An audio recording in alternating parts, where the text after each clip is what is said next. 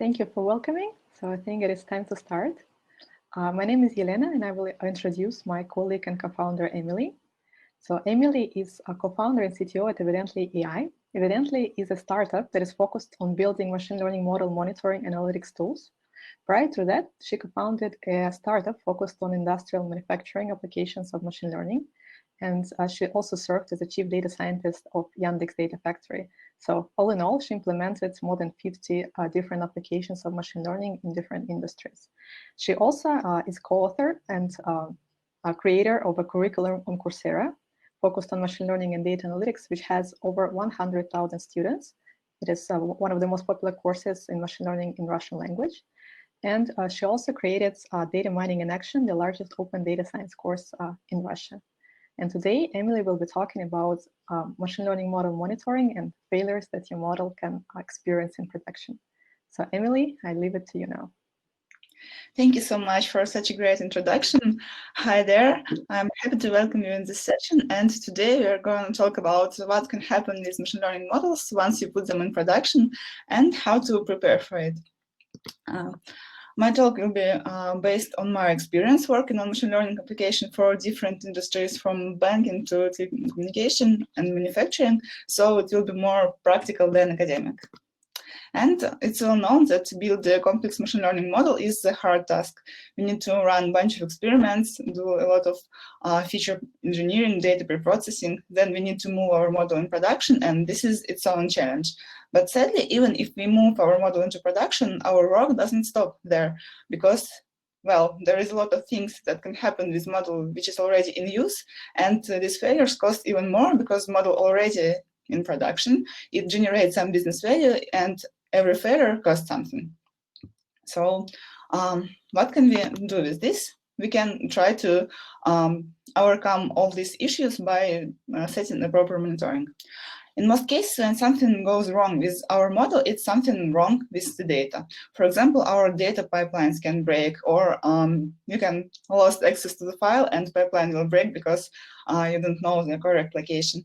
Or data schema can change, and this is a really big issue because imagine you have a machine learning model that uses data from some business system like CRM, and CRM user once decided to update the system, for example, rename a couple of columns or move it around, and if your model uses this data as an input, it will break. Or, for example, data can just lost. If you have some physical sensor, it can be breaking, or logging can be implemented incorrectly or something like this. And if you have a bunch of models depending on each other, if something goes wrong with your first model and this first model starts generate the wrong output, then all other models which uses the output from first model as a feature, for example, will suffer from it. Even if everything is okay with the input data, the model still can underperform. For example, here is the situation which is called data drift, where the input data changes. For example, imagine we have some online service and we build a model to predict future users' behavior. If during training we had specific users, and once we start seeing users coming, for example, from Facebook instead of paid search more often, then our model can break because the proportion of users changes, and now we have a lot of users which our model didn't see during the training phase. So this is basically a new segment of object, and our model needs to learn how to work with them. Another issue is concept drift. This is a situation where input data can stay the same, but the world can change a lot. And the recent pandemic is a perfect example of such a thing. Almost overnight, a lot of patterns has changed. People decided to stay home, planes do not fly, so our models were confused by all these new patterns. In this case, concept drift can happen in different ways. For example, it can be some gradual concept drift where small changes accumulates over time, and in this situation we need to retrain our model from time to time. And this speed of degradation can be even estimated during the training period. And the sudden concept drift, this is something that's really hard to miss, as I said before, like recent pandemic. And in these cases, we really need to rebuild our model from scratch very often, because such changes isn't something that you can just somehow prepare for or just retrain our model. So there are a lot of different issues that can happen, and the only way to account for it is to know about it beforehand. So it's really embarrassing when, for example, we know about some problems from our users, or if we do not notice that our model didn't work for weeks. But sadly, such things are still happening. So to be prepared to it, we need either set up monitoring for our machine learning models, either analyze logs regularly. One can say, okay, but we have production services for ages, why cannot we just reuse the existing monitoring schema for our machine learning services? Well, there is some truth to it. We need to monitor service health, because machine learning-based service is a service, right? So we need to measure uptime, memory, latency, and so on. But we also had an extra layer of data, so we need to monitor data quality, and we need to make sure that our model is still relevant, because we have things like concept drift and data drift.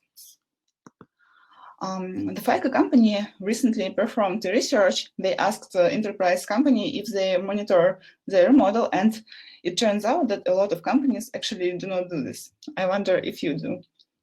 So this shows that the monitoring for machine learning model is really something we need to think about. So before we go to the details about what to monitor, I want to discuss how to monitor, because, well, if a machine learning-based service is not your first production service, then probably you already have some infrastructure like Prometheus for storing logs, or Grafana for dashboards and alerts. And the idea is just reuse the existing infrastructure for your machine learning models. You might only need to start logging more and create some specific alerts for data integrity, for example, and model performance. So you need to create specific metrics and alerts, but you can reuse the existing infrastructure. And the tools, the BI tools like Tableau, Looker, or maybe a custom tool developed with help of Matplotlib or Plotly or other library you like, also can be used for monitoring, but only if you have models working in batch mode. In this case, you can use such tools. They are flexible, easy to use, but of course they do not cover the real-time scenario, but they can be an excellent start for monitoring. So, okay, now let's discuss how to start. And here I suggest to be pragmatic and move step by step, starting from something basic and continue with something more advanced. And before we do that, I just want to say that we can actually calculate really a lot of different metrics, but the question is, do we really need them all? And do we really have resources to implement them all? So I suggest us take into account three main factors. First, use case importance. This is basically the criticality of your problem statement. Second is complexity. Batch is different from real time, right? And the more pipelines you have, the more complicated monitoring you probably need. And of course, team resources. And taking into account all three factors, decide how much thing you need to monitor. And let's choose a specific example. This is the regression problem where we need to forecast demand for public rental service. We have data about weather conditions, seasonality, weekends, holidays, and so on. And based on this data, we need to predict the demand. So let's start from something basic. And as I said before, machine learning-based service is a service. So we need to monitor service health. Why? Because first of all, we need to know if our service actually works or not. And here, there is only one thing I suggest to add together with your basic service health monitoring is model calls, because sometimes the software is working. I mean, you get your responses, but for example, you may get your responses from some fallback system while your machine learning doesn't work. So it's always good to measure explicitly how much model calls do you have. When we set up our service health monitoring, it's time to make sure that our model works well. So we need to basically focus on two things: how well model performs, and did anything break and require our attention. So here, model performance monitoring can help. And of course, the exact model performance monitoring always depends on the use case, right? So, for example, we can have some use case where we get our feedback really fast. For example, we implemented recommender system. We recommend something to our users, like films or products, and user immediately react. So they either click or buy something or skip. In this case, we immediately have feedback, so we can calculate any quality metric you like, for example, error rate or accuracy score or whatever, and a lot of analysts are quite comfortable with this. But in many cases, we do not have this feedback that soon. For example, we can work on demand forecast problem with a large horizon, like months or couple of months. And in these cases, it's sometimes quite complicated to figure out model quality. And here I suggest not to wait until we get this feedback, but analyze something we already have. And this is the model output. For most cases, we can generate pretty interesting expectation for our model's output distribution. For example, we can assume that our model output distribution should be non-negative. For example, for demand forecasting, or it could be within the expected ranges, right? If we forecast the user's age, or it can have some specific distribution, for example, normal with fixed mean. And the idea is to check all these expectations because it can be checked without any feedback. So such rules can help us to understand and indirectly whether everything is okay with our model. And it's even better if you have some model output distribution from the training phase, because if you have, you can compare your production output distribution with your training output distribution. And if they are similar, then probably everything is okay. If they are different, it does not necessarily mean that something goes wrong, but it can be a signal. So it's better when you understand why they are different if they are. Later, if you have some feedback, then it's easy because you can directly calculate some quality metric. And here I just want to say that the choice of specific metric is very important. You better choose the metric that tells you very straightforward what is happening. Here, I mean, for example, it's not always a good idea to use accuracy score for imbalanced binary classification, because if something goes wrong with your minor class, you can just miss it because the accuracy score will be still high, right? So the choice of specific metric is pretty important. And I also suggest from time to time analyze error distribution, because it will help you to understand what is happening with your model from broader perspective, right? So you can, for example, figure out whether your model's error is still symmetric to 0, or your model started underestimate or overestimate your target function. So this is pretty interesting thing. And the last thing about model performance is some business metric, because I personally believe that it's very good practice and it's very important to keep all teams informed about what's happening with your service. So I always suggest to sit together with your business team and come up with some ideas how model quality is connected with some business KPI, and calculate some metric that will give a lot of information about model's quality to your business team. Like here, we assume that it's better to keep the error under 100 of bikes, right? And this is why we implemented metric share of errors. And something like this will be really nice to keep all the teams informed. So I suggest to come up with something like this and publish it to everybody. And once we implemented model performance monitoring, we know if our model works correctly or if something goes wrong. And if something breaks, we need to know where exactly it breaks and where to dig deeper. And here data quality and data integrity can help, because in most cases, if something wrong with model, it's because the data is wrong. So I suggest to start with data integrity. And here we have the metrics that shows us how much missing data do we have. And there is many ways to implement such monitoring. You can aggregate information about missing data for all features, or you can calculate it feature-wise. But yes, for larger data sets, it can be hard to visualize and analyze these statistics feature-wise. But in this case, I suggest just select the key drivers, the most powerful features, and analyze them only. And if you have more resources, check for type mismatch and range violations for your features. And with range compliance, it's not that straightforward, because sometimes our feature can be within the expected range, but already be broken. For example, imagine you have a physical temperature sensor, which should be within the range from 0 Celsius to 100 Celsius.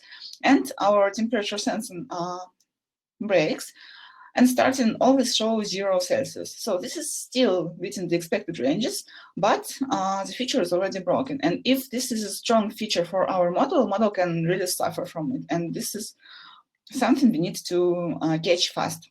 So to catch such things, we need to analyze individual feature distribution, multivariate distribution of subset of features, and this is pretty complex analysis. And I suggest us to be pragmatic here also and calculate something more simple like feature correlations. And of course, you should say, come on, the feature correlation is just a linear dependency between the features, so it will not tell us everything about our features. And yes, I agree, but if our features changes a lot, then probably some linear dependencies will change also. So my idea is here to calculate feature correlations on training set, then calculate feature correlations on production, and just compare them. And if you will see some difference, try to figure out what has happened. For example, here during training, we had positive correlation between months and temperature, and during the production, we start seeing the negative correlation between months and temperature. And here the answer is the training period, because we trained our model during spring and summer, so with increasing number of months, our temperature increased, but we started apply our model only in autumn, so with the increasing number of months, the temperature starts decreasing, right? So, and if this feature is important, it's really good to catch it faster. So we know that even if our data is correct, model can still suffer from data drift and constant drift, and both are pretty complicated to catch. And here again, I have some pragmatic approach. I suggest to compare distributions for key drivers and compare distributions from production and training. Why it's important? Because, well, first of all, we can do it pretty much easily because we have a lot of statistical tests to use here. For example, Kolmogorov-Smirnov test, Anderson test, or chi-square test if you have categorical features. And you can just calculate such tests from time to time and see whether our data started differ from training phase so much. Or you can actually use some visual analysis like you can see in the green plot. Here we just plotted the temperature over time, and you can see that from the beginning of November, our temperature starts decreasing. So it basically means that it's no longer within the expected range and something has changed, right? So this is also a nice plot to analyze what is happening. And this visual analysis can be actually quantified because, for example, we can check whether there is any linear trend in our feature, and if there is, then probably we could suspect that there is data drift or something like this. So I suggest to do it for your key drivers to make sure that the strongest factor are not drifting. So, okay, finally, I want to say that there are a lot of different things that you can measure depending on the criticality of your case. And we just discussed very minimalistic monitoring, but if you have a very critical case, for example, in finance or medicine, you can analyze performance by segment. I mean, measure performance not only for all data, but for specific segment, or even try to identify some low performance segment to work with them more deep. Or if you work, for example, in school grading or social services, it's important to make sure that there is no bias in your model and there is no issues with fairness. If you work with some credit scoring system, it's good to be able to figure out, to detect outliers and sometimes send them to manual review because it can increase the overall quality of your service, right? And the explainability layer is something very important to end users because it will help them to generate trust to the system and work with the system with more pleasure. To sum up, I just wanted to say that we discussed a lot of different metrics and parts of monitoring that we can use for different in different situations. The more critical your problem statement is, the more monitoring you need. And I only want to warn you about the danger zone when you have really high criticality problem. For example, the model that needs to take some important decisions in business, in finance, in healthcare, and if in this case you do not have enough resources to monitoring, I suggest you to really stop and think here, because the cost of error can be really very, very high. So this is pretty much it. That's all I wanted to share with you today. So I want to thank you for your attention, and if you have any comments and questions, I will be happy to chat, or you can drop us a line via this email. Thank you. So we got the first question. Thank you everyone for posting it. So from Mark Donaldson. So let me read it aloud. Do you see an important need for organizations to create teams that have the role to specialize in model creation, performance, and monitoring on a consistent basis? Oh, thank you. This is a good question. And I believe it depends on the size of the organization by itself and on the number of models you have, because if you have really a lot of models differ from marketing to some core business and maybe other parts of company, it really makes sense because you can reuse the existing monitoring tools, monitoring schema, and some alerts, and you can really benefit a lot from having this specific team. But if, for example, you are a small company or even startup and you have like a couple of models in production, I believe it will be more spending than benefits. So I suggest to do it only for a bigger organization. So one more question. Any practical suggestions for monitoring NLP services? Oh, this is this is a really good question, because for NLP it's at least in my opinion quite harder. But yeah, I think it's highly dependent on this scenario, right? And in this case, I would go to some how to say keep some quality metric for your end service, right? I mean, some business metrics where you used your NLP machine learning model, and this will be like a direct signal that if something went wrong with your system at all, then maybe something wrong with your machine learning model. And some monitoring for data drift. I mean, whether your text data is still the same on your, or you have new text clusters or something like this. So yeah, I would go into this direction. The business metric for your system at all, like how many users you have, how many, for example, messages you have in help desk and other thing, and the data drift for text. Yeah. Great. One more question. You mentioned feature correlation in production. How about new labels in production that were not seen in training? Yes, that's also very important, and I believe it should be included into data drift calculation, but this depends on how exactly you pre-process your data during the feature engineering, because, well, there are a lot of tricks you could use. For example, you could have, if this is a categorical feature, right, and label is something that relates to categorical features, I believe. So in this case, you can have for each feature a specific label like new, and in this case, your model will not like break directly, but yes, this will influence. And if you pre-process your data like this, you will see that the share of this new cluster will increase, right? So I think it should be integrated into your feature, into your data drift analysis. Okay. Are there any more questions out there? Let me quickly go through. Oh, I missed the one. How would you compare evidently AI to other machine learning monitoring solutions out there? Oh,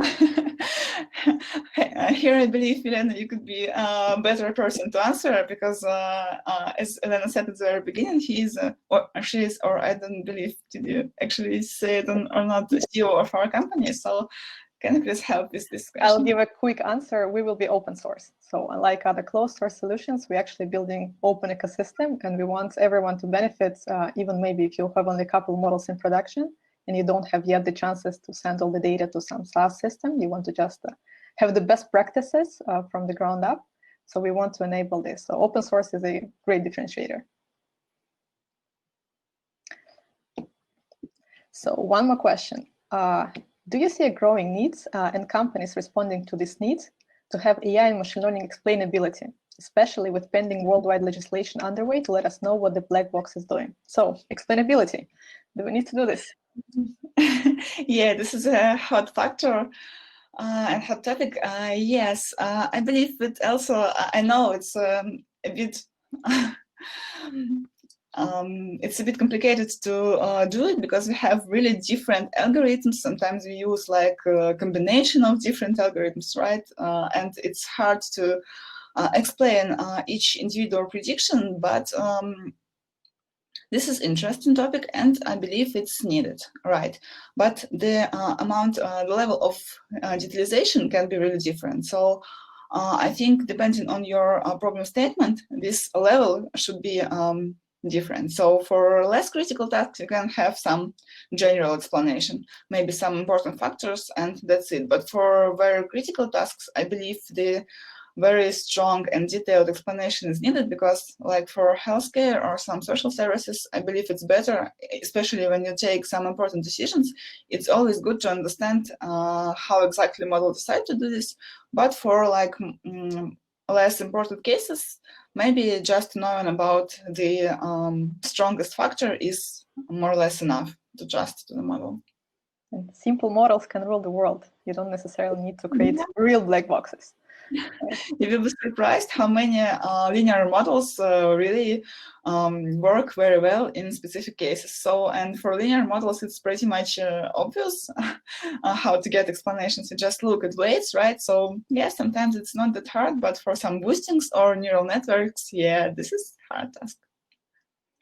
Okay, so if there are any more questions, please feel free to shoot, or else I left some links where you can connect with Emeli later on Twitter or LinkedIn.